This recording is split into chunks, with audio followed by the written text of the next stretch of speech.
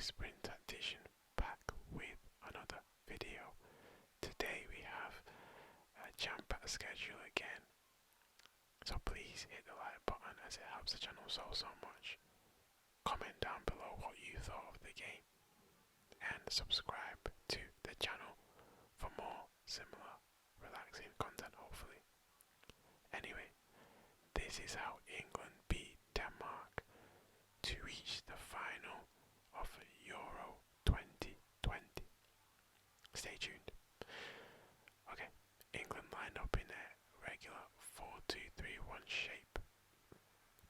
Shaw, Maguire, Stones, Walker, the back four, Rice and Phillips in the middle, Sterling on the left, Saka on the right, Harry Kane up top with Mason Mount in the 10. An interesting formation and selection to go with, not too different to what Southgate has normally picked. Denmark went with a 3-4-3 with Vestergaard, Kjær and Christensen at centre back, Mæhle and Stringer at wing back, Delaney and Højbjerg in the middle with Damsgaard, Dolberg and Braithwaite up top. And Denmark's shape was very evident to see.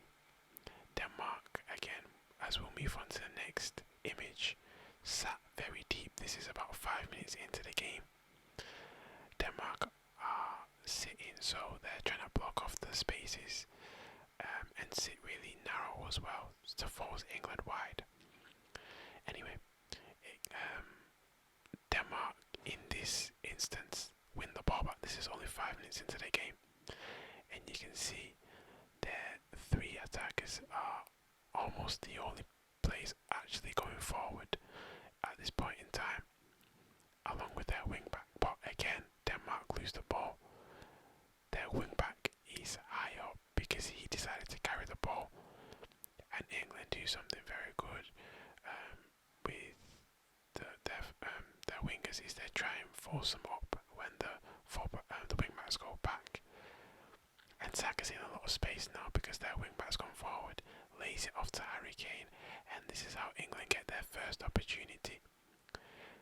Harry Kane plays it into the box, but Sterling is a bit too late into the box, or a bad ball you could say from Harry Kane, and he doesn't reach it.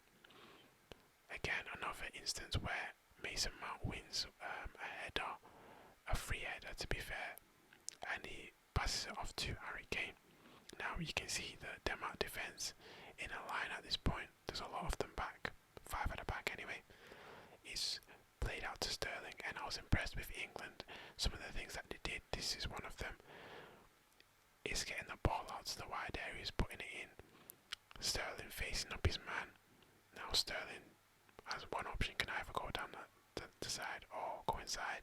He decides to go inside, shoots, and it's saved by Schmeichel, but good signs for England. Again, something England I wasn't so impressed with first 15 minutes or so was how easily they were able to be pressed at times. Now Calvin Phillips is kind of wrestled off the ball at this time, and this gives Denmark a chance because he's on the wrong side, or Phillips is on the wrong side of him. Eventually plays it out to one of the Denmark forwards, and Denmark are in a very dangerous position. They've got 3 players up against England's defence, and I think it's Braithwaite receives the ball, turns and shoots, and thankfully I think it goes wide at this point in time. But again, something that England could worry about, but I want to focus on how Denmark scored. It was so stupid from England.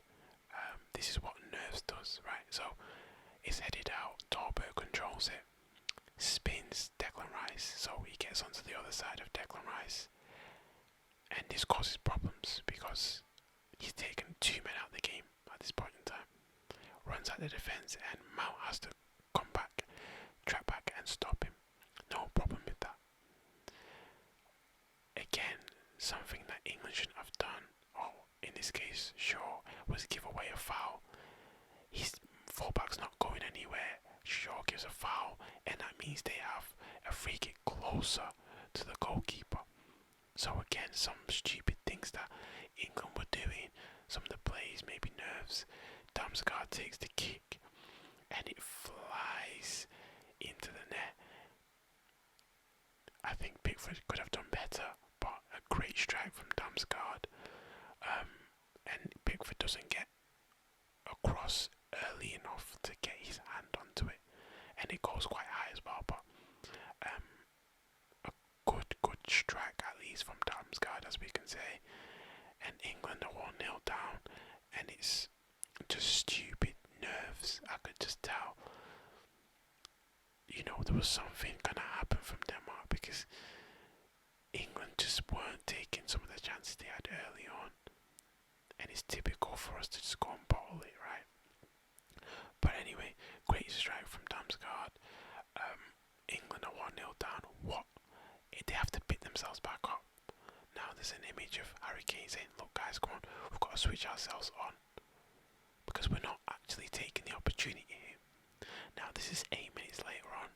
This was very good from England again, realising the space in behind the fullbacks, but also dragging the fullbacks across, so we can see Saka, he's circled. He kind of dribbles past his fullback and marker and lays it off, I think, into Harry Kane, into the space in between the centre backs as well, which was brilliant. A brilliant run from Harry Kane.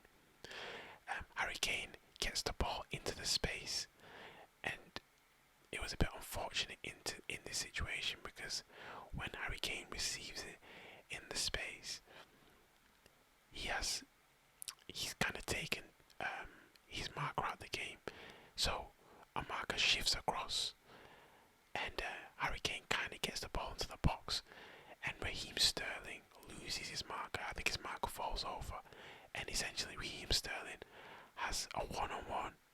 He has to score, but he misses and he hits it straight at Kasper Schmeichel. But again, England picked themselves back up, made another chance after it. I was impressed by that, right? I thought we was going to bottle it, but we didn't.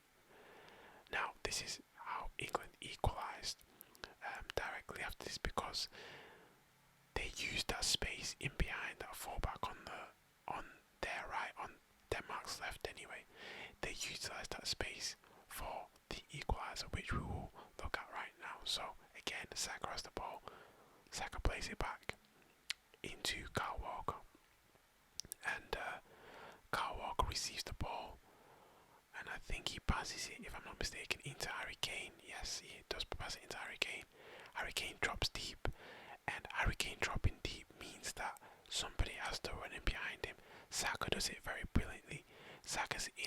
He's on the right side of his defender, because he's made the defender turn around basically. Harry Kane hits it into the space very, very well. Sterling's making a run beyond his wing back and into the space, and Sterling forces an error out to the defender. At this point it's 1-1. England are back in the game, and it's brilliant play to run in behind the Denmark defence and make sure every time that Kane pulls deep, we have runners in behind him. That's all we need. If Kane's going to do that, we need people running in behind him. An effort that, carried on throughout the game. But again, something I want to highlight. After the break, I was impressed with England. They started to go into the game. You could tell the nerves were shackling off a bit. This is England pressing after a throw-in, after a head, I think it was, from the throw-in. They win the ball back. Now, it doesn't really lead to a lot after this, but it just showed me there was a bit of a difference in the way we tried to play and tried to press Denmark. And we only tried to press them in situations where it was viable, and we could outnumber them in good situations. But again, it leads to nothing. But something I want to highlight, especially at the start of the second half, England, they changed a little bit. But anyway, something else I do want to highlight is Denmark and how good they were as well going forward. Now, this is one of the Danish centre backs who's very good at playing the ball at the back, Vestergaard. He wins the ball and he plays it into a space. Now he plays it into the midfielder, and the midfielder has an option to either drive into the space or pass to Dolberg. And Dolberg makes a brilliant run on the blind side of Walker, which is sometimes Walker's downside is he's not very aware at times, but he makes the run in behind Walker and into the space where Stones are just left where he's trying to defend. He makes the run and he basically gets a shot off, a very good shot, which I think just is saved by Jordan Pickford at this point in time. And it's a chance for Denmark. Again, it wasn't like, I wouldn't say Denmark absolutely, that was a brilliant chance for them, but it was an opportunity for them for sure. Again, England had a few chances putting balls into the box. Of course, we identified that set pieces could be a strength for them. Harry Maguire goes in for a header, and it's saved very heroically by Schmeichel, which could have been a very good goal for Harry Maguire because he got some good contact onto it, but good save from Schmeichel, and the game is still level. But England are growing into the game. You know, there have been things that of course they went against England, but England, you can tell maybe Denmark are getting a bit tired at this point in time. It's about 60 minutes into the game. England are growing into the game. They're getting more chances as well. And this is something, again, Saka received the ball from a throw-in from Kyle Walker. At this point in time, as soon as he receives the ball, he has 4 men around him, but he's got a lot of space still. He can play into Mount because a lot of players have attended to Saka, but not a lot of around Mount, so plays it into Mount. Mount plays it into Raheem Sterling, and Raheem Sterling, sometimes very dangerous on the ball, waits for Luke Shaw to overlap him. Again, that left-hand side creates a lot, and the chemistry that they have is very good. Anyway, Luke Shaw overlaps, tries to play the ball into the box. It could be very dangerous if Harry Kane was actually in the box, right? But he's not, and it peters out to nothing. Southgate has to make a change, so he brings on Jack Grealish. Jack Grealish can make a lot of impact. In this instance, we actually see that England are pouring quite a few bodies forward. Harry Maguire is up there, John Stones is up there. You know, they've actually got quite a few centre-backs, a couple of centre-backs up there. So England were trying to affect the game, trying to pull bodies forward, but to no avail. England also tried to put crosses into the box. It didn't really lead to much, but I think it peters out to Jack Grealish. And when it peters out to Jack Grealish, this is where I want to show sometimes why he just needs to start and needs to come on. He drags one of the defenders. He's got one player on him already. He drags another defender across and plays it across to Mount. Now, Mount has a lot of space now. Mount plays it into the box. And when he plays it into the box, it kind of causes a bit of mayhem at this point in time. And it could have potentially led to something. But England were trying their hardest. Again, falls back to Jack Grealish. And I think he puts a ball in right in between players. And it didn't quite get it to an England player, but the intention was there. You know, when Jack Grealish came on, he was trying to find a more precise pass, trying to win the game, trying to create a chance to win the game, and that's exactly what we needed. Going into extra time now, England are putting men forward. You know, Denmark don't have a lot of plays, and I think Kyle Walker plays a straight ball into Harry Kane. Harry Kane takes a shot, and it's saved by Schmeichel, but the impetus was all on England. England was just creating all the chances to win the game. Now, we see another image here, and this is what I want to show us now. This is how England won the game. It was a bit contentious, but this is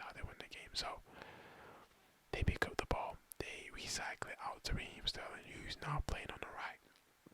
I think Foden's come on at the time, and Jordan Henderson's also come on. He basically beats his man 1v1. A brilliant, he did it very well, and he drives into the box. Now, at this point in time, he's got a lot of players heckling to bring him down, and he gets taken down, whether it's a penalty or not. It doesn't matter now, but the principle is there. He beats a man, he causes mayhem. Harry Kane steps up to take the penalty. He misses and gets the rebound in, and England are 2-1 up. The principle is beating plays. If you have players in your side that can beat players one-on-one, you're in for a good ride, because they can mess up the way a team defends at times.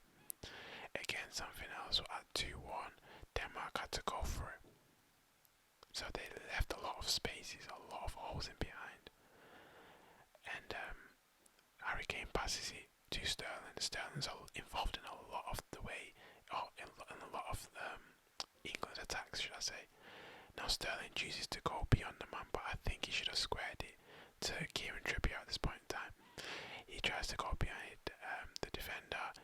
He does try, and he kind of succeeds, but he does it to no avail. But again, credit has to be given to Southgate.